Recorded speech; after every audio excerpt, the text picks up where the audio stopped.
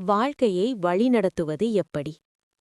ஒரு மனிதன் கடவுளிடம் கேட்டான், என்னோட வாழ்க்கையை நான் எப்படி வழிநடத்துவது என்று. கடவுள் சொன்னார், உன் அறையை செக் பண்ணு என்று. அவனுடைய அறை எல்லா பதிலும் சொன்னது.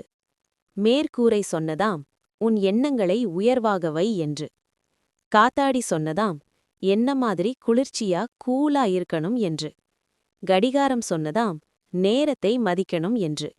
கேலண்டர் சொன்னதாம், என்னை மாதிரி தினமும் புதுப்பித்துக்கொள் என்று. மணிப்பர்ஸ் சொன்னதாம், வருங்காலத்துக்காக சேமித்துக்கொள் என்று. கண்ணாடி சொன்னதாம், உன்னை மட்டும் பார் என்று. விளக்கு சொன்னதாம், என்னை மாதிரி அடுத்தவர் வாழ்வில் ஒளி ஏற்று என்று. ஜன்னல் சொன்னதாம், பரந்த மனப்பான்மையாக இரு என்று. தரை சொன்னதாம், எப்பவும் கீழே பணிவாக இரு என்று.